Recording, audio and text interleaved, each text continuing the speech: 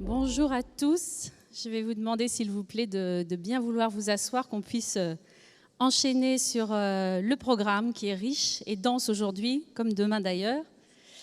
Je suis Cécile Pelletier, je suis journaliste animatrice sur un certain nombre de plateaux aujourd'hui, avec plaisir pour vous accompagner sur ce think tank, ce brainstorming géant, mais qui, nous l'espérons, sera surtout la possibilité pour vous d'avoir une approche quand même assez concrète de tous les sujets qui ont été présentés ce matin. Vous êtes là pour la plénière sur l'accompagnement des transitions au service des territoires. Autant dire qu'on a un vaste sujet qu'on va traiter en 45 minutes. Je vais d'abord appeler pour m'accompagner dans ces questionnements Julien Carmona, qui est donc président du Crédit Mutuel de Bretagne, que je vais inviter à se mettre à côté de moi. Nadia Bouillet, qui est directrice générale d'Action Logement. Merci d'être venu. Et Monsieur Emery Jacquilla, qui est ici en tant que président de la communauté des entreprises à mission et également président de la CAMIF. Merci à vous. Je disais vaste sujet, impossible d'échapper à l'actualité bondissante où chaque jour a sa nouvelle annonce. Elisabeth Borne, Madame la Première ministre, nous a parlé d'un plan de sobriété. Évidemment, vous, en tant que chef d'entreprise, heureusement, c'est ce qu'on va voir aujourd'hui, ce sont des réflexions que vous avez entamées depuis, ma foi, fort longtemps. C'est de la nature d'une gouvernance de décliner en méthode et en engagement sa dynamique justement en faveur des transitions sociétales, environnementales, dans le domaine de la responsabilité sociale et environnementale, cette fameuse RSE dont on va prononcer le nom toute la journée. On va parler aussi d'attractivité, de relocalisation et de transition territoriale. Je vais commencer avec vous, Monsieur Carmona, parce que vous étiez président du Crédit Mutuel Arkea et depuis juin 2022, vous êtes président du Crédit Mutuel de Bretagne. Une petite subtilité qui semble peut-être légère, mais que j'aimerais bien que vous m'expliquiez, puisqu'en fait, elle annonce surtout que vous êtes un groupe bancaire territorial, et c'est ça qui fait la différence. Oui, bonjour Cécile, bonjour à toutes et à tous, vraiment ravi d'être ici et de notre partenariat avec le FEB. Alors les deux présidences sont liées, elles se sont enchaînées dans le temps. Elles sont liées parce que le Crédit Mutuel de Bretagne, dont les origines remontent à la coopération agricole au début du XXe siècle, on en parlera peut-être, donc une institution fondamentalement bretonne et qui fait partie de toute cette dynamique de modernisation de notre région, c'est la mère d'Arkea, ou c'est l'une des mères d'Arkea. L'autre, c'est notre deuxième fédération, qu'on aime beaucoup, notre deuxième pilier, le Crédit Mutuel du Sud-Ouest en Aquitaine. Mais je dirais que si on regarde les chiffres, en majorité, Crédit Mutuel Arkea, ça appartient au Crédit Mutuel de Bretagne, qui lui-même appartient à ses sociétaires bretons, plus d'1 million, qui sont nos clients. Donc naturellement une banque territoriale, naturellement une banque ancrée très fortement en Bretagne. Et même s'il y a d'autres belles banques régionales mutualistes, on a vu les banques populaires, le Crédit Agricole, la Caisse d'épargne, on travaille tous ensemble. Il y a pas de, voilà, il y a de la concurrence, mais il y a beaucoup de collaboration. On est la seule banque à rayonnement national qui a son siège en Bretagne. Et pas n'importe où, dans le Finistère, à Brest, ou plus précisément au Relecq-Kerhuon, mais avec une présence locale extrêmement forte, un maillage extrêmement présent, 214 caisses locales du CMB, un peu plus de 300 points de vente. L'idée d'être partout, l'idée est de coller au terrain, de coller à cette société bretonne tellement vivace. Alors vous l'avez dit, un maillage territorial qui est très important, qui fait totalement l'ADN de votre groupe. Est-ce que pour autant, on peut donc arriver facilement à se dire que de la même manière qu'une collectivité territoriale ou qu'un service public, aujourd'hui, il est du devoir d'une banque, en tout cas telle que la vôtre, d'être tourné vers l'intérêt général ? Je pense que c'est compatible avec le fait d'être également tourné vers le fait de faire des résultats. Le fait de faire des résultats, des bénéfices, c'est la condition de notre pérennité. Et ça permet de s'assurer qu'on est dans une logique économique. Et c'est comme ça depuis le début. De toute façon, c'est l'esprit des paysans bretons qui nous ont fabriqués au départ. Ça a été effectivement pour avoir des activités qui se tiennent, des activités soutenables, et ils le montrent encore aujourd'hui. Donc ça, c'est la base. Et l'intérêt général, mais il est à la base de notre ADN de banque coopérative et mutualiste. C'est l'idée que faire du résultat, c'est important, mais que ça n'a jamais été une fin en soi. Ça n'a jamais été le but unique. Et ce but, alors on l'a toujours eu. Et ensuite, et je dirais récemment, cette espèce d'idéal ancien a trouvé une nouvelle jeunesse avec la loi Pacte, avec la raison d'être, qu'on a été la première banque française à adopter une raison d'être en mai 2020, notre plan stratégique et le passage à la société à mission ensuite. Peut-être un mot, parce que de dire on garde ce réseau, c'est dans une logique d'intérêt général. Non, économiquement, on y trouve notre compte. Économiquement, on y trouve notre compte parce que, évidemment, que les usages changent, évidemment qu'il y a une transformation numérique très profonde et que beaucoup d'opérations qui se faisaient physiquement se font en ligne aujourd'hui. Et on est plutôt à la pointe de ça, chez Arkea, qui est une banque innovante. Mais le fait d'avoir une présence de conseil, une notion de banque relationnelle, la capacité à trouver un être humain en face quand on pousse la porte, on a vraiment bien fait de le garder et de continuer. Donc derrière, il peut y avoir des valeurs, il peut y avoir un peu une logique d'aménagement du territoire, et au fond, on l'assume, on en est fier, on n'est pas un service public, mais on rejoint tout à fait cette logique-là dans nos décisions, mais économiquement, ça a du sens. Il y a quelques années, les consultants ou les grands experts disaient « la banque avec des agences, c'est mort ». Fermez tout ça, allez, c'est parti pour les néobanques, c'est parti pour un avenir totalement déshumanisé. On ne l'a pas fait, on a eu drôlement raison de ne pas le faire, parce que nos résultats sont excellents, notre performance commerciale, y compris de la banque en agence, est excellente, et en plus, on a cette proximité qui est vraiment une de nos valeurs et un facteur de succès pour l'avenir. Alors ça, c'est pour la vitrine et puis les valeurs sur lesquelles vous vous engagez. Vous l'avez dit, vous êtes une banque sociétaire. Donc la différence aussi, c'est qu'il n'y a pas d'actionnaire derrière et que vous avez chaque promesse doit faire preuve derrière de quelque chose de concret. C'est pour ça que vous vous êtes lancé, entre guillemets, dans la labellisation, si je peux dire comme ça, et on va en parler avec M. Jacquilla, sur l'entreprise à mission, puisque depuis mai 2022, vous êtes donc entreprise à mission officiellement, et on va voir avec M. Jacquilla quels en sont les cahiers des charges. Mais juste avant, quelle a été la motivation quand même de pouvoir mettre, alors c'est pas un label, on va le voir, mais en tout cas de rentrer dans cette communauté d'utopie collective, j'ai envie de dire. Merci, et Emery en parlera beaucoup mieux que moi. Mais avant, je vais faire comme vous. Je vais connecter ça avec ce que nous sommes au départ, c'est-à-dire une banque coopérative, une banque qui appartient à ses sociétaires. Moi, je suis le président élu du Crédit Mutuel Arkea et du CMB, élu par 214 présidents de caisses locales en Bretagne, 79 en Aquitaine, 3000 administrateurs et 1,5 million de sociétaires. Hélène Bernicot, qu'on a vu juste avant, est la directrice générale et on travaille en binôme. Alors, la coopération, donc voilà, sans faire trop d'histoire, mais ça remonte au début du XXe siècle, à Landerneau, l'Office central des œuvres mutuelles agricoles, dont est sorti le CMB Arkea, mais aussi Eureden, mais aussi Groupama. Donc cette coopération, c'est très breton, ça n'est pas que breton. Les banques populaires, c'est né à Angers, le Crédit Agricole, c'est né dans les Vosges, mais il y a des terres de coopération. Et on en est une, et on est fiers d'avoir prolongé ça pendant un siècle, et on a envie de le faire pendant au moins un siècle de plus.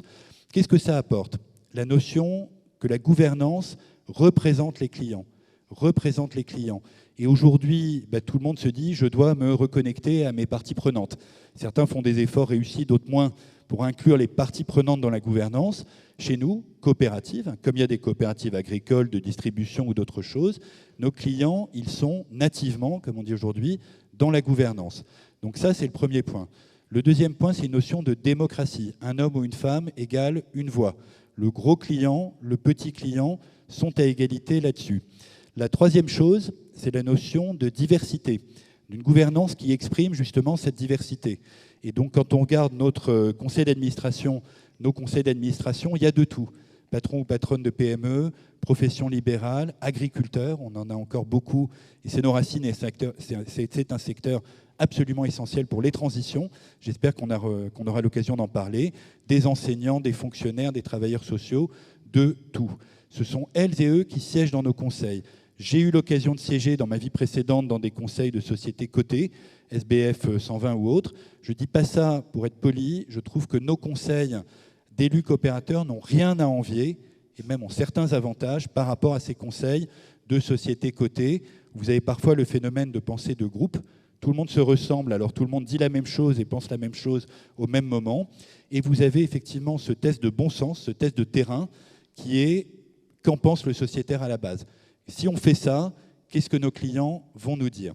Et après, une dernière valeur très importante qui est le sens du long terme, le sens du temps long. Alors c'est lié à cette notion de pérennité du capital. Le capital qu'on a, c'est tout ce qui a été mis en réserve des résultats des années précédentes ou des décennies précédentes, donc pas de dividendes à distribuer. On peut dire que c'est un avantage compétitif par rapport à des sociétés qui versent du dividende. C'est également une grande responsabilité. C'est une forme de legs des générations précédentes qu'on veut nous-mêmes accroître pour le léguer aux générations futures. Et ce capital qui est là, d'abord, il nous donne du temps, il nous dégage de la pression que peuvent avoir des sociétés soumises aux publications de résultats trimestriels, ce qui empêche de penser à long terme, de penser le temps long, et puis de se dire qu'il est là, mais qu'on n'en est que les dépositaires. C'est qu'est-ce qu'on en fait pour pouvoir justement qu'il y en ait plus après et qu'on se dise que ça a servi à quelque chose. Je pourrais donner bien des chiffres sur Crédit Mutuel Arkea. Je ne l'ai pas fait au début, je ne le ferai pas maintenant. J'en donnerai deux. Le premier, c'est nos encours de crédit. Donc au niveau du groupe, c'est 78 milliards d'euros, ce qui n'est pas négligeable, dont à peu près la moitié en Bretagne, 40 milliards d'euros environ. Sachant que le PIB de la région, c'est environ 100 milliards d'euros, ça positionne quand même vraiment un rôle et une participation forte au financement des économies locales. Le second chiffre, c'est l'emploi. Nous avons à peu près 11 000 collaboratrices et collaborateurs en France, dont 7 300 en Bretagne. Nos emplois ont augmenté de plus 20% ces 5 ou 6 dernières années, quand l'ensemble des banques françaises détruisaient de l'emploi. On n'est pas plus géniaux que d'autres, mais on a un modèle de croissance, et deux, cette idée que peut-être notre fierté principale, c'est les emplois qu'on crée. Et ça, tout ça est dû à mes prédécesseurs, moi je viens d'arriver, vous l'avez dit, et aux équipes opérationnelles, mais si dans quelques années, si on continue comme ça, et on va continuer, vous me demandez quelle est la plus grande fierté que vous aurez eue, je dirais c'est d'avoir créé des emplois en Bretagne, et des emplois qualifiés, et justement dans des territoires auxquels on est organiquement lié. La société à mission, si j'ai encore un tout petit moment pour ça. Alors là aussi, c'est quelque chose qui, pour avoir un sens, ça ne peut pas être une improvisation. Ça doit correspondre à une histoire, à une trajectoire, à une conviction. L'histoire, je vous l'ai décrite, c'est cette histoire de la coopération. D'ailleurs, j'ai parlé de Landerneau, il y a aussi l'Ille-et-Vilaine. C'est vraiment né du terrain, né de partout. Quand on a cet ADN-là, ça vient assez naturellement, assez logiquement. Ça doit correspondre à une sincérité. Alors, quand on commence un discours en disant là, je vais être sincère, personne ne vous écoute. Mais voilà, l'humour à part, c'est quand même vraiment important. Si ce n'est pas sincère, si c'est par exemple l'occasion d'aller nettoyer un scandale ou un problème de réputation du passé, ça ne va pas marcher. Donc cette sincérité est très importante. Ensuite, il y a la notion d'engagement. Une entreprise à mission, c'est une entreprise qui s'engage, qui prend ses engagements au sérieux et qui va en donner des preuves. Je ne vais pas vous donner lecture de nos engagements qui découlent de notre raison d'être, il y en a 5. Il y a 3 engagements de fond et 2 engagements de méthode. Sur le fond, l'environnement, accompagner chacune de nos parties prenantes dans sa transition environnementale, accompagner par exemple l'agriculture, l'immobilier, les transports, ne pas donner des leçons de vertu. Toi, tu es vertueux, toi, tu ne l'es pas, on ne travaille plus avec toi. Accompagner. Ça, c'est l'environnement. Social, ensuite. Être une banque solidaire et inclusive. La banque de tous les Bretons, de tous les Aquitains, de tous les gens qui frappent à notre porte. Il n'y a pas les bons et les mauvais clients. Et donc, aujourd'hui, certaines banques ont fait de l'exclusion bancaire, on n'en fait pas. On n'en fera jamais. Et le troisième engagement, il est autour de la notion de territoire. Contribuer à la vitalité territoriale. Parce que ça nous est naturel, parce que c'est de plus en plus naturel aujourd'hui. Donc RSE, nous c'est RSET ou RSTE, social, environnemental, territorial. 2 engagements de méthode. Le premier, c'est de mesurer notre impact et le mesurer objectivement.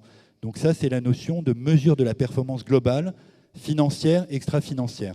On est la première banque, je crois, à avoir lancé ça.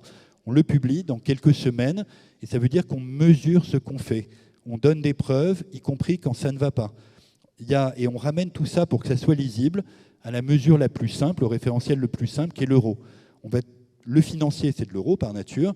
L'extra-financier, on le convertit en euros. La pollution qu'on crée, les gaz à effet de serre qu'on émet, ça a une valeur négative pour la collectivité. Ce qu'on appelle les externalités, ça fait du moins en termes de valeur. Les emplois qu'on crée ou qu'on soutient, ça fait du plus. On met tout ça, je dirais, dans une même mécanique et on mesure. Et d'année en année, on va mesurer la trajectoire d'impact. C'est le 4e engagement. Et le 5e, c'est de faire travailler notre collectif au service du bien commun. Donc, pour que ça marche, donner des preuves, les mesurer de façon indépendante. Et là, c'est le rôle du comité de mission, qui est effectivement peut-être l'innovation principale de cette réforme. Je remercie tous les membres de notre comité de mission, dont son président, M. Chaland-Belval. Et on est prêt à faire cet exercice de maison de verre, sans lequel l'entreprise à mission n'a aucun sens.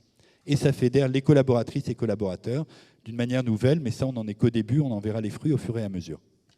Belle démonstration. Emery Jacquillat, est-ce qui coche toutes les cases, vous qui êtes représentant donc, de la communauté des entreprises à mission? C'est vous qui avez créé ce concept-là, d'ailleurs, cette communauté qui ne cesse de s'agrandir, qui fait des émules. On est sur tous les sujets qui vont nous interroger pendant ces 2 jours. La décarbonation, la valeur, redonner de la valeur au travail, la marque employeur, voilà, le recrutement. Tout est coché ou est-ce qu'il a fallu un petit peu les accompagner quand même Ah non, mais c'est vraiment parfait, mais en fait, le chemin ne s'arrête jamais, donc on est toujours au début du chemin. Moi, j'ai démarré cette réflexion avec la rencontre en 2013 de chercheurs, ceux de l'École des Mines, Blanche Ségrestin et Armand Hatchuel, qui, pendant la crise financière de 2008, se sont dit, en fait, ce n'est pas une crise financière, ce qu'on vit, c'est une crise de l'entreprise. Et ils ont théorisé autour d'un modèle pour refonder l'entreprise. Ils se sont dit, il y a urgence à refonder l'entreprise, à retrouver le pourquoi l'entreprise existe, à quoi elle sert et à quoi elle peut contribuer. Le but ultime n'étant pas le profit étant une conséquence du fait que l'entreprise travaille bien. Et on les a rencontrés à un moment un peu particulier de l'histoire de Camif. C'était en 2013, on venait de relancer Camif depuis 4 ans en faisant le choix d'une proposition de valeur basée sur le local, sur le durable, sur la qualité dans l'équipement de la maison. Et on s'est dit, il y a une urgence à réinventer le modèle et aller encore plus loin, et notamment à renouveler nos clients qui étaient historiquement des instituts à la retraite, parce que la Camif, c'était une coopérative d'instituteurs créée en 1947. Et pour renouveler cette clientèle et réinventer notre offre, on s'est dit, quoi de mieux que de se poser finalement une question assez existentielle. Pourquoi on existe et à quoi on sert? Et c'est ce que nous a permis cette rencontre avec les chercheurs, se reposer cette question du sens de l'entreprise. Et un des premiers bénéfices de clarifier sa mission, sa raison d'être, c'est de redonner du sens à l'entreprise. C'est ce que je dis, c'est ce que veut dire la RSE au fond, redonner du sens à l'entreprise. Et alors on a mis 2 ans et demi, c'était passionnant, où on s'est réinterrogé en interrogeant toutes nos parties prenantes, donc les clients, des actionnaires, des acteurs du territoire, des collaborateurs, des fournisseurs, sur au fond pourquoi Camif existe, à quoi on sert, qu'est-ce qui serait fondamentalement différent si on n'existait pas, qu'est-ce qui serait fondamentalement différent si tous les acteurs du marché adoptaient les bonnes pratiques de Camif. Et on est arrivé, après 2 ans et demi, à la formulation de notre raison d'être qui tient en 2 phrases. Alors, ça ne fait pas très efficace, 2 ans et demi pour 2 phrases. Mais bon, cette démarche collaborative a été, et c'est vraiment un invariant en fait, des bonnes démarches des sociétés à mission qu'on peut observer au sein de la communauté, c'est qu'elles prennent du temps, ces démarches, et plus elles prennent de temps, mieux c'est, parce qu'elles sont riches de la valeur qui est perçue et la valeur qui est créée par l'entreprise pour chacune des parties prenantes. L'entreprise n'est rien d'autre qu'un projet collectif, et il est davantage, les parties prenantes sont davantage engagées quand elles participent et quand elles comprennent le sens du projet d'entreprise, parce qu'il y a un alignement qui crée une énergie très positive dans l'entreprise. Et on a inscrit notre mission en fait dans nos statuts en 2017. L'autre point très important dans le modèle défini par ces chercheurs qui s'est retrouvé être dans la loi Pacte en 2019, c'est l'importance que la raison d'être ne reste pas hors sol et qu'elle soit vraiment ancrée dans le modèle économique de l'entreprise, dans ses pratiques, dans son business model, dans son offre, produit, service. Et c'est la traduction que vous évoquiez, Julien, de la raison d'être en objectifs sociaux, environnementaux. Au fond, une entreprise à mission, c'est l'entreprise qui se dote d'une mission avec un impact positif pour la société et qui croit que l'entreprise est probablement le plus puissant levier de transformation de la société qu'on ait à disposition. Et en avoir conscience, savoir l'exprimer, savoir dire en quoi, moi, dans mon entreprise, peut changer le monde, c'est donner une vision extrêmement positive à l'entreprise qui va réengager tout le monde. Et c'est s'obliger aussi à progresser sur ce qui est fondamental, sur ce qui est important. Et aujourd'hui, je crois que les exigences des citoyens, des consommateurs, de nos propres collaborateurs, ont complètement changé. sur l'engagement de l'entreprise. Seules les entreprises qui seront capables à l'avenir de prouver leur utilité pour la société subsisteront, parce qu'elles auront la préférence des meilleurs talents qui les rejoindront, la fidélité des clients, elles pourront financer leurs projets, parce que demain, il n'y aura plus de banques pour financer des projets qui n'ont pas un impact positif pour la société. Et donc, le modèle de la société à mission, c'est une société donc, qui est inscrite dans ses statuts, et je voudrais insister sur l'importance de l'inscription statutaire, parce que c'est extrêmement engageant et ça permet d'aligner les actionnaires sur le fait que l'entreprise n'est pas là uniquement pour partager le profit entre actionnaires, mais qu'elle a un vrai rôle, une vraie utilité dans la société. Et puis, ça permet également, et c'est un des bénéfices pour un dirigeant d'adopter cette qualité de société à mission, de pérenniser la vision que porte le dirigeant. Poser une mission, c'est un acte de leadership extrêmement fort. C'est réinterroger le passé de l'entreprise, pourquoi elle a été créée, mais c'est aussi livrer sa vision de ce que peut changer l'entreprise dans le monde. Et l'inscrire dans les statuts permet de pérenniser au-delà demain d'un changement de dirigeant, au-delà demain d'un changement d'actionnaire. Par exemple, dans les boîtes familiales, il y a un attrait assez fort pour le modèle de la société à mission, parce que ici en Bretagne, l'exemple du groupe Rocher, comment je vais transmettre la vision du fondateur à la génération d'après. Et en fait, l'inscrire dans les statuts, c'est une façon de pérenniser et de s'engager, parce que ça rend effectivement opposable au tiers le fait que on a pris des engagements, il faut les respecter, il faut rendre des comptes.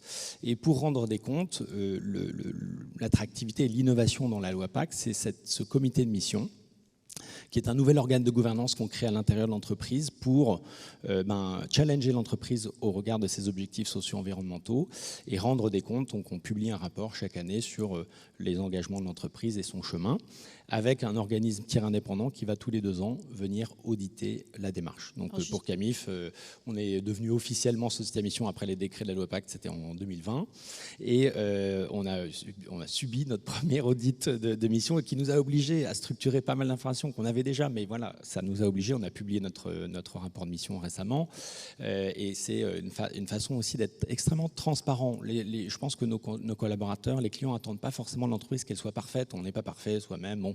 Mais par contre, on attend de la transparence, de la sincérité, et aussi de l'audace, de l'ambition, celle de changer le monde. Et en 2018, au vu de comment la démarche d'entreprise à mission avait, pour Camif, vraiment accéléré sa transformation de son modèle, de son offre, le fait d'avoir traduit cette raison d'être en objectif de mission, par exemple, le 3e objectif de mission, c'est faire de l'économie circulaire notre standard. Ça nous a obligés en 2017 à revoir les 20 000 références du catalogue Camif et à se poser la question, comment sont fabriqués les produits, comment on peut faire... L'exemple du matelas en circuit court. Voilà, c'est ça, comment on peut faire mieux avec moins. Et on s'est dit, on ne va pas attendre les fabricants on travaille avec 125 fabricants français qui représentent 77% de notre chiffre d'affaires, on ne peut pas attendre d'eux qu'ils le fassent, il faut qu'on prenne la main là-dessus. Ça nous a emmené vers une transformation même de notre métier. On est en train de passer du métier de distributeur, qui est le métier historique de Camif, à un métier d'éditeur où on co-développe des produits innovants sur le caractère circulaire. On l'a lancé l'année dernière, le premier matelas,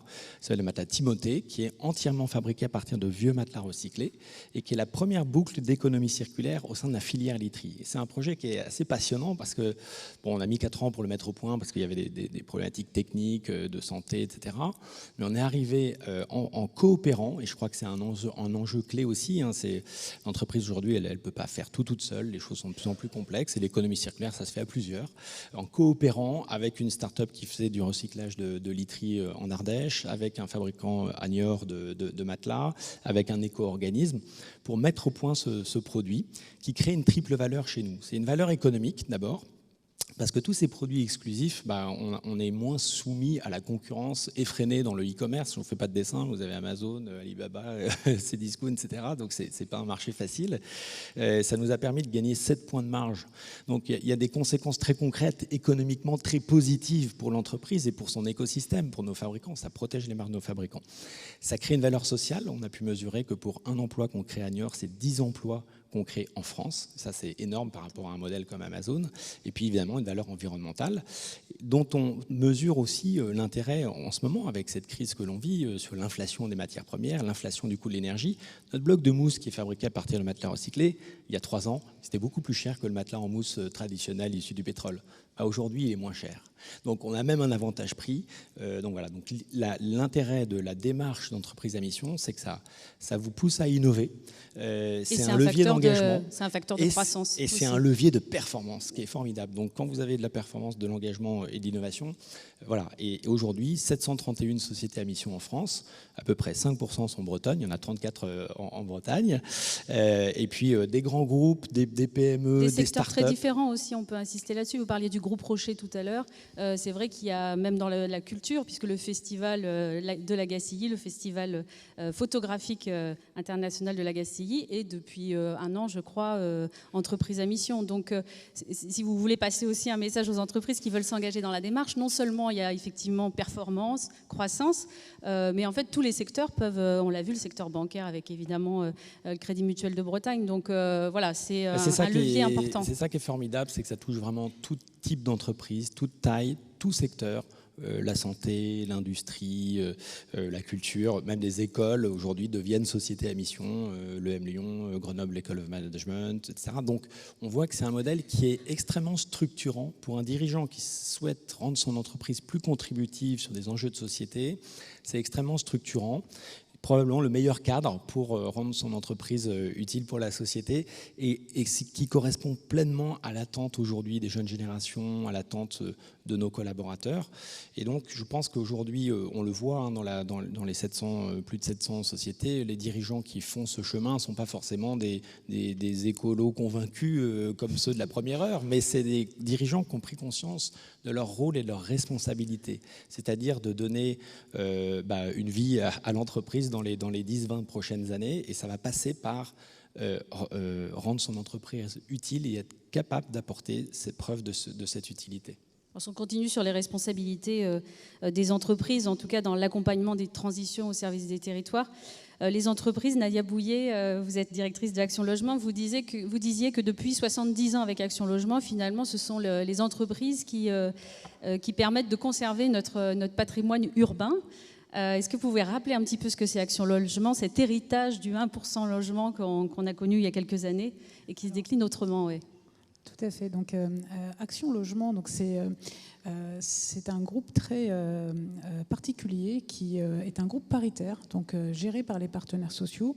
En premier lieu le MEDEF, et qui a l'initiative en fait des patrons d'entreprises il y a à peu près 70 ans, qui ont mis en place une part de la masse salariale. À l'époque, c'était 1%, maintenant c'est 0,45% de la masse salariale des entreprises de plus de 50 salariés pour contribuer au logement des salariés.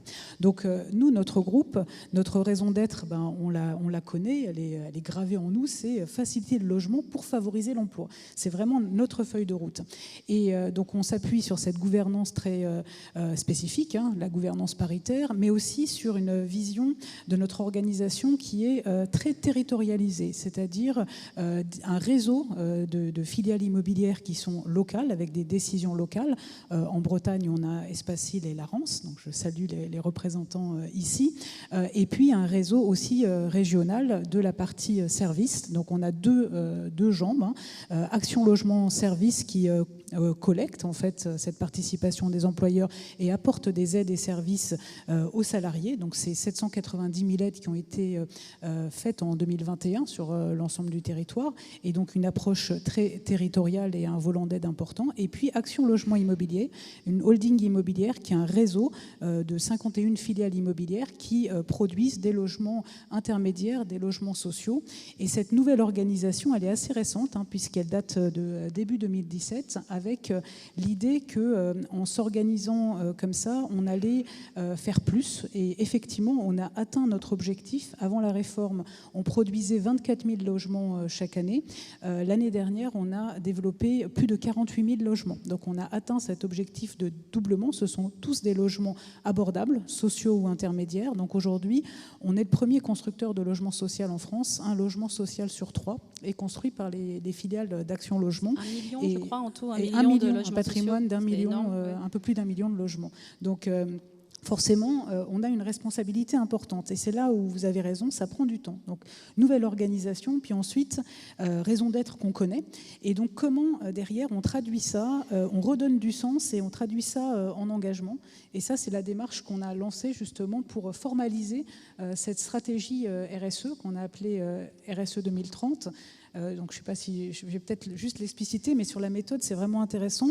On est parti vraiment de quelque chose associant l'ensemble de la communauté Action Logement. Donc, il y a un travail qui a été lancé début 2021 et l'aboutissement est arrivé cette année pour la formalisation. Donc, ça prend du temps.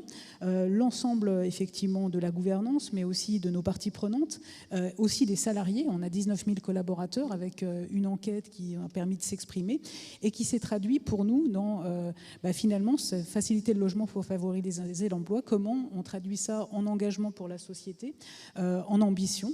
Et on en a défini 5 que je vais vous donner. Alors, elles paraissent simples, mais c'est innover pour répondre à l'évolution des besoins des entreprises et des salariés. On voit bien les difficultés de recrutement. On parlait tout à l'heure du plein emploi. Donc, la question du logement peut être un facteur vraiment discriminant. Donc, il faut continuer à innover et à répondre au mieux aux demandes. Il y a un volant qui est d'accompagner et de contribuer à la vitalité économique des territoires. Et je vais vous expliquer comment on peut le faire. On a aussi une action sur la cohésion sociale, quand on a du logement social, et donc tout ce qui est mixité sociale et la qualité de vie dans nos villes. La transition écologique et contribuer en montrant la voie de l'habitat bas carbone. En tant que premier acteur, c'est notre responsabilité. Et puis enfin, être à l'écoute, parce qu'on pense que c'est pas tout seul qu'on va créer tout ça. Être à l'écoute et au service de ses collaborateurs et de l'ensemble de ses parties prenantes.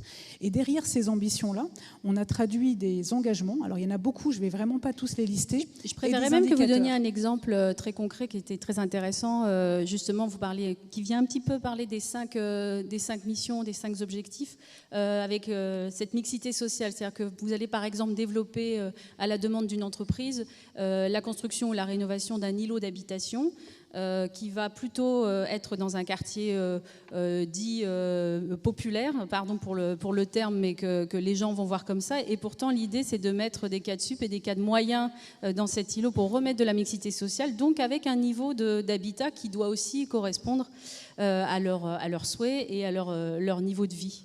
Alors, il peut y avoir de ça, c'est-à-dire effectivement réussir... par exemple, on est le principal financeur de la rénovation urbaine en France. On finance 70% de l'ANRU. Le sens de ça, c'est l'amélioration des conditions de vie des salariés dans les quartiers, mais aussi, derrière, on a des réservations pour des salariés dans ces quartiers. Et donc, effectivement, on pense, en tout cas moi naïvement, que quand on a de la mixité, ça va favoriser aussi le retour à l'emploi de personnes qui en sont loin, parce que votre voisin, il travaille, parce qu'on rentre dans... On n'est pas avec des voisins tous en situation très difficile. Donc, il y a ça. Et un autre exemple, la Breton, vous parliez d'Yves Rocher tout à l'heure, ils sont venus nous voir, il y a une difficulté sur le logement de saisonniers à la Gacilly. Donc là, il y a un programme qui a été financé par Action Logement avec une résidence saisonnier, mais aussi des logements pour des cadres qui sont en mobilité, qui avaient du mal à se loger. Donc là, c'est très concret, avec des prix qui sont adaptés justement à cette typologie de salariés. Donc on sait faire du travail sur mesure, et puis on fait aussi plus largement une contribution à la société. Puis un autre exemple, je voudrais rebondir sur ce que disait le président de la région Bretagne sur l'achat local. Ça, je pense que c'est une modalité d'intervention très importante. Nos interventions, l'objectif qu'on s'est donné, c'est 60% de nos dépenses annuelles. Donc d'ici 2025, elles doivent être faites avec des fournisseurs locaux. Et quand on a regardé le montant de nos interventions, c'est presque 12 milliards d'euros d'intervention d'Action Logement sur le territoire. En investissement pur, en construction, réhabilitation, on arrive presque à 8 milliards d'euros. Donc c'est important. Et si on arrive à se doter vraiment de moyens d'avoir du développement de filières locales, d'acheter local, et ça va nécessiter un énorme travail. Vous parliez du catalogue, voilà. Donc on va travailler avec la CAMIF. Et donc, il a sorti sa carte. On choisisse. On est soumis au Code des marchés publics, mais ce n'est pas un frein. Et je suis convaincue qu'on peut, justement, en mettant ces critères d'économie circulaire, et puis avec aussi derrière l'enjeu de la construction bas carbone qui est devant nous, on a moyen de le faire, et donc d'agir très concrètement sur la vitalité des territoires et des entreprises. Alors, je suis obligée de faire réagir Julien Carmona sur le sujet du logement, de l'accès au logement avec l'inflation et la montée des taux d'intérêt. Je crois que vous-même, vous développez une gamme du coup de produits bancaires qui sont effectivement en rapport avec tout ce qu'on vient de dire. Ah, oui, et comment? Et le sujet m'intéresse d'abord parce que c'est un sujet d'intérêt général. C'est un sujet d'intérêt pour toute banque ou entreprise de services financiers. Et j'ai moi-même travaillé dans le logement avant et Dieu sait que c'est un secteur intéressant. J'abonde totalement dans le sens de ce que dit Nadia Bouillet. Et nous, on est là pour y contribuer. Je reviendrai sur l'inflation, la hausse des taux. Sur nos 80 milliards de crédits, j'ai dit moitié en Bretagne, il y a une moitié qui est en partie la même, qui sont des crédits liés à l'habitat, à l'immobilier. Premier point. Deuxième point, on continue à prêter. On continue à prêter. Venez au CMB pour ceux voilà, qui ont des besoins en ce moment. Notre production de crédit au premier semestre a battu tous les records. Et sur l'habitat, c'est plus 26% d'une année sur l'autre. Crédit aux entreprises, plus 40%. Et ça continue sur juillet. Alors ça, c'est... Voilà, on dit certaines banques ferment le robinet du crédit, c'est possible, pas chez nous. Et je pense que c'est important économiquement et commercialement, c'est important socialement. J'abonde également, mais évidemment totalement dans le sens des propos du président de région, Loïc Chéné-Girard, en disant il y a l'accueil des nouveaux habitants et il y a tout cet afflux démographique qui est fondamentalement très positif, qu'il va falloir faire dans les meilleures conditions, en construction, plus compliqué qu'avant, mais on peut le faire, en rénovation également, qui est un de nos thèmes fondamentaux. Après, les taux montent. Alors, ils montent parce qu'ils étaient quand même extraordinairement bas, pendant extraordinairement longtemps. Il y a eu 6 années où, au niveau de la Banque centrale et des banques, c'était même des taux négatifs qui se traduisaient par l'emprunteur sur l'habitat, par des taux à 20 ans de moins de 1%. Et on s'était un petit peu habitué à ça, alors que c'était artificiel, donc pas raisonnable. Il faut quand même se dire que voilà, si on regarde 10 ans en arrière, le niveau actuel des taux, où on est sur du 2+, qui pourrait aller vers du 3%, je préfère le dire et être clair. Par rapport à ce que c'était en décembre, ça paraît énorme. Par rapport au niveau en 2011, 2012, 2014, c'est pas énorme du tout. Ça reste des taux plutôt raisonnables. Ensuite, ce changement de politique monétaire, voilà, il devait se produire à un moment, il s'est produit d'une façon très brutale. Et c'est peut-être ça qui le caractérise, avec l'invasion de l'Ukraine et avec un ajustement très fort des marchés à ce moment-là, et de la Banque centrale qui a changé radicalement de politique. Pourquoi ? Parce que l'inflation est très forte et qu'elle ne veut pas en perdre le contrôle. Alors l'inflation, c'est sérieux, je ne vais pas dire c'est très grave, mais c'est grave. C'est grave, c'est d'abord un problème de pouvoir d'achat qui pèse d'abord et avant tout sur les personnes qui ont le moins de revenus. Il faut qu'on soit extrêmement attentif à ça. Et ensuite, un problème alors très différencié selon les secteurs, qui est un problème de coût de production très lourd pour des entreprises. Je ne sais pas absolument prédire ce que ça sera l'année prochaine, mais je pense qu'on est sorti de l'idée que c'est un pic d'inflation transitoire. C'est un ajustement. L'économie s'est réajustée là-dessus. Ça ne durera pas éternellement, mais il faut qu'on vive là-dessus. Et on va vers des périodes effectivement un peu plus compliquées. Ce qu'on peut dire, c'est que de notre côté, on va continuer à prêter, à accompagner nos clients là-dessus. Après, la hausse des taux a un bon côté, c'est que l'épargne a de nouveau une valeur. L'épargne a de nouveau une rémunération. Et on parle d'épargne impact, d'épargne solidaire et ainsi de suite. Mais oui, on va pouvoir en faire également. C'est-à-dire qu'on a toujours fait des livrets d'épargne solidaire et on en est très fiers. Mais quand on disait votre livret normal, il rapporte 0,10%, dont 0,03 alloué à des bonnes causes, ça ne fait pas rêver. Un monde où l'épargne se rémunère, et l'épargne, c'est l'effort des gens, la récompense du travail, et où ça va rapporter de nouveau du 2, 2,5, 3%, on va pouvoir faire des choses formidables avec nos clients et puis nous-mêmes en tant qu'investisseurs. Ça fait du bien parce qu'entre le générique du début de ce forum et finalement quand je vous entends parler, la principale problématique est le temps. C'est qu'en fait, comme vient de me dire M. Carmona, c'est que voilà, l'inflation, on l'appelle comme ça parce que les taux sont remontés très très vite, effectivement. Et vous-même, vous disiez qu'à contrario, ce qui est logique, pour de la rénovation urbaine ou même de la construction d'habitat, il y a un certain temps, ça ne peut pas sortir de terre comme ça. Oui, et puis il ne faut pas que le temps, que l'inflation soit un prétexte pour ne pas faire. C'est vraiment ça, je pense, le défi actuel. C'est que le réchauffement climatique, ça n'attendra pas. Et donc il va nous falloir rénover aujourd'hui, construire construire plus durable, tout ça dans un contexte d'inflation, de crise des matériaux. Donc c'est vrai qu'on a pris chez Action Logement un engagement très fort là, au mois de juin, au regard de ça, en disant nous, il faut qu'on travaille avec nos fournisseurs et qu'on les accompagne, c'est-à-dire qu'on ne sera pas en posture de blocage s'il y a des problématiques, parce qu'il faut que les chantiers se fassent. Et comme vous dites, ça met beaucoup de temps, le processus de renouvellement urbain, donc on a un enjeu d'accélération. Et si on veut atteindre la neutralité carbone, il faut accélérer. Donc ça fait des années qu'on accélère sur les rénovations et on ne se contente pas d'aller traiter que les logements les plus énergivores. C'est une accélération où on se dit toutes les rénovations, elles doivent conduire nos bâtiments au moins à la classe C. 25% d'entre eux, donc pour l'instant c'est l'objectif de cette année, et puis on va peut-être aller encore plus loin, doivent arriver au label BBC Rénovation. Et effectivement, on doit avoir, 3 à 4 ans d'avance sur le planning de l'éradication des passoires thermiques, parce qu'on entend cette musique de dire oui, c'est compliqué, on ne va pas y arriver en 2025, mais on n'a pas le choix. Donc, et nous, on se dit... Vous êtes un bon élève quand même, les passoires thermiques, elles existent chez d'autres bailleurs sociaux. On en a moins parce qu'on a vraiment poussé sur l'accélérateur depuis quelques années, donc on en a moins effectivement à faire.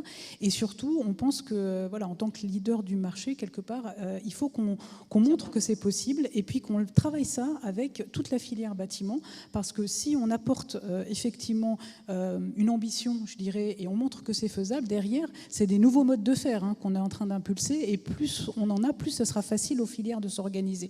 Donc là, c'est vraiment ça la difficulté, je trouve, de la période actuelle, c'est effectivement une inflation, des surcoûts, et donc potentiellement des acteurs économiques qui vont se dire ces investissements, ils attendront, parce qu'ils ne vont pas être forcément rentables, ces investissements qu'on va faire sur le bas carbone. Donc en tout cas, ça fait partie justement d'une démarche RSE, et vous allez voir arriver petit à petit nos filiales aussi.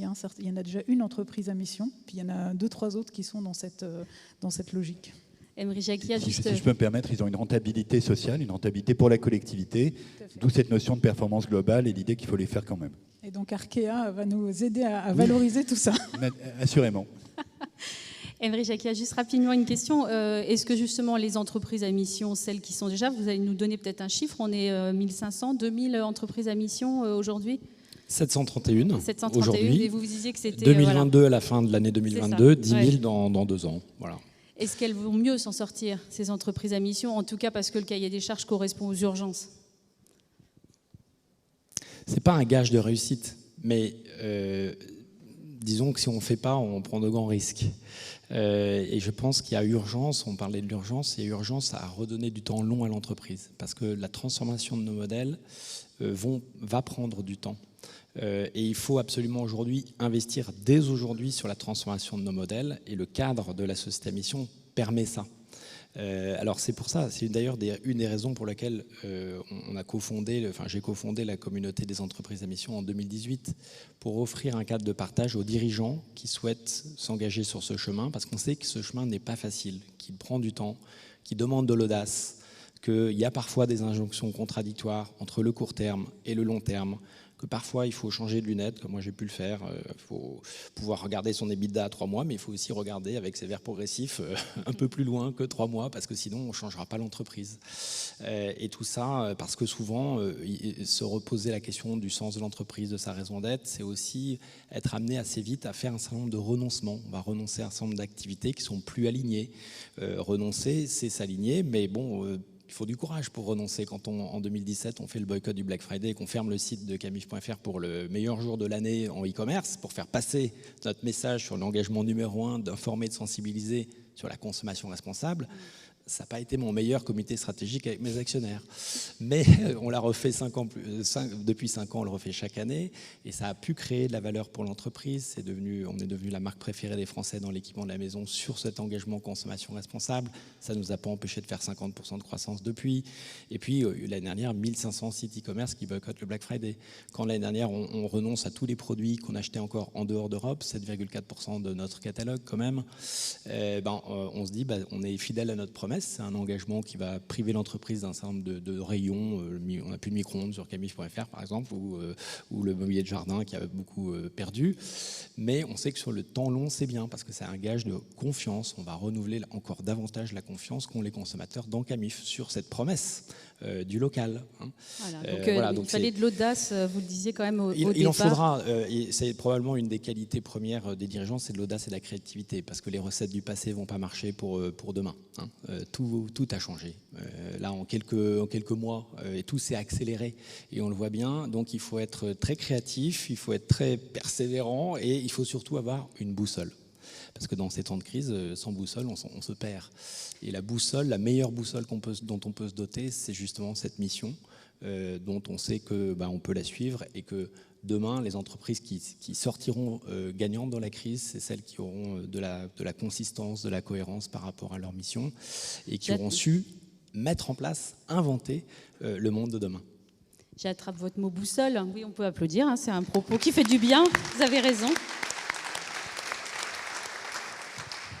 Je vais en terminer justement avec le mot boussole qui va nous amener vers la suite des rencontres. Julien Carmona, boussole, temps long, tout ça, ça vous parle? Parce que c'est un peu l'histoire du Crédit Mutuel Arkea, Crédit Mutuel de Bretagne.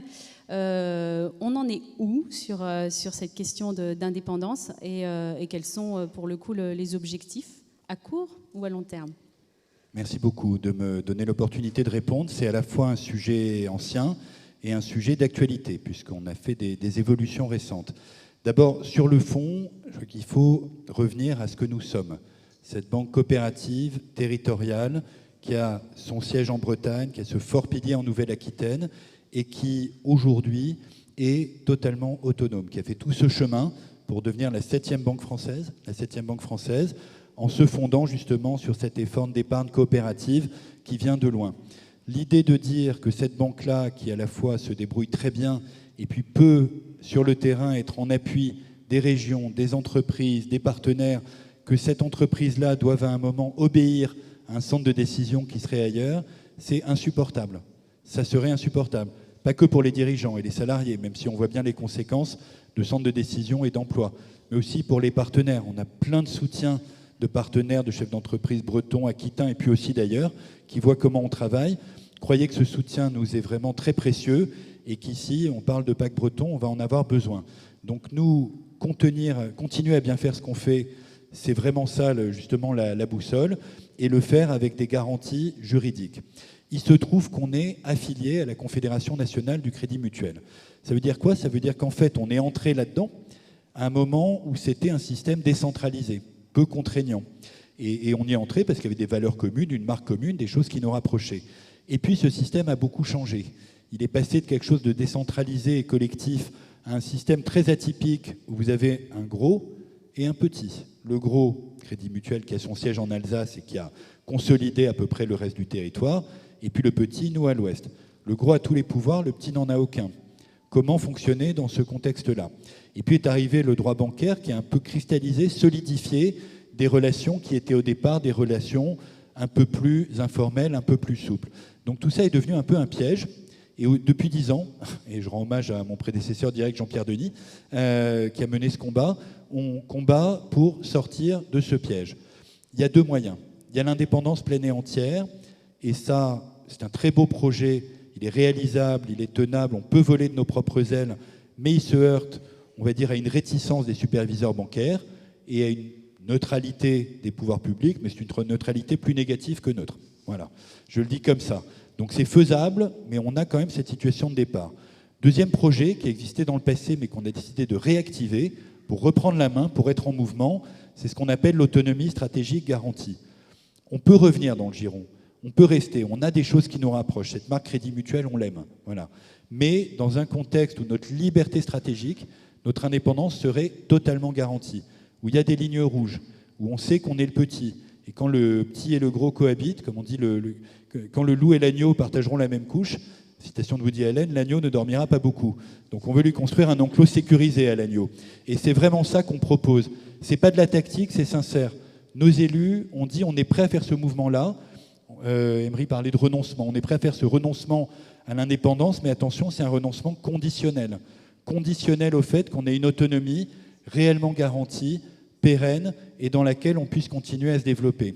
Et on fait cette offre avec sincérité, cette main tendue. On espère que la Confédération nationale du Crédit Mutuel prendra la balle au bond, fera la paix des braves. Si elle le prend, c'est le chemin qu'on prendra.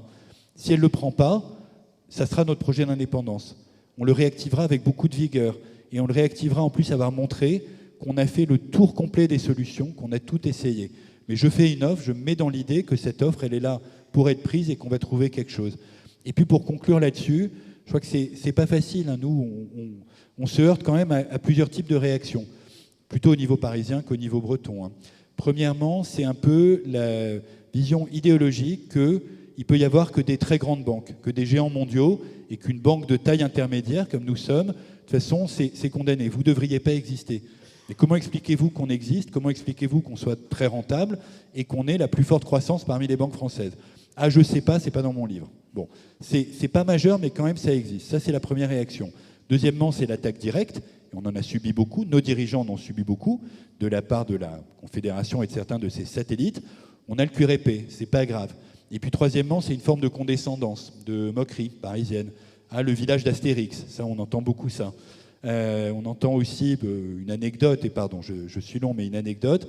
Un des plus hauts fonctionnaires français des finances, apprenant que c'est nous, c'est Arkea, c'est à Brest qu'allait être faite toute l'informatique du nouveau HSBC France, le CCF, qui tout d'un coup se met sur ses ergots et dit attention, HSBC, c'est de la clientèle haut de gamme.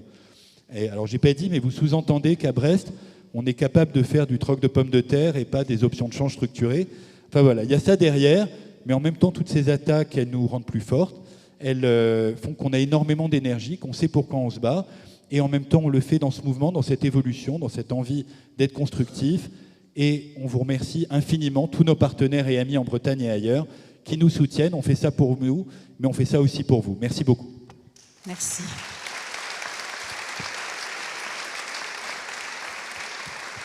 En espérant donc avoir rapidement la fin de cette bataille, l'issue en tout cas, l'issue est le début de quelque chose. Je vais vous remercier vraiment beaucoup, Monsieur Jacquilla, Madame Bouillet et évidemment Monsieur Carmona. J'espère que vous avez entendu, je crois qu'il y a des cartes de visite qui s'échangent en tout cas. L'accompagnement des transitions au service des territoires, c'est au niveau économique, c'est au niveau de l'habitat, c'est au niveau de la RSE évidemment et du commerce, puisque vous en avez quand même évidemment beaucoup parlé, Monsieur Camif. Merci à vous. Je libère l'auditorium et je vous souhaite à tous une bonne continuation. Merci à vous.